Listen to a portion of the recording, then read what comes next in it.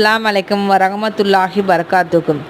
நாம் கவலையாக இருக்கும்போது, நமக்கு சோதனைகள் வரும்போது, நம்முடைய பாவங்கள் அனைத்தையும் அல்லாஹ் தஆலா மன்னிக்கப்படுகிறான்.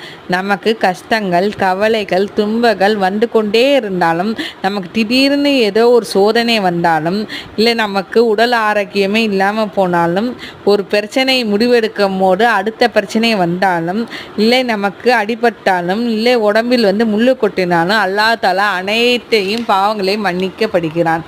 நமக்கு கவலை ஏற்படும் போதும் எவ்வளோ நேரம் கவலைப்படுகிறோமோ அவ்வளோ நேரம் நம்ம பாவங்களே அல்லாஹ் தஆலா மன்னிக்கப்படுகிறான்.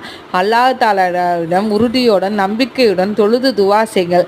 நம் அனைவருக்கும் அல்லாஹ் தஆலா அனைத்து பிரச்சனையை நீக்குவான். நம் அனைவருக்கும் உதவி செய்வான். நம் பாவங்களை மன்னிப்பான். இன்ஷா அல்லாஹ் பொறுமையுடன் கேளுங்க. நம் அனைவருக்கும் அல்லாஹ் தஆலா கிருபை செய்வான்.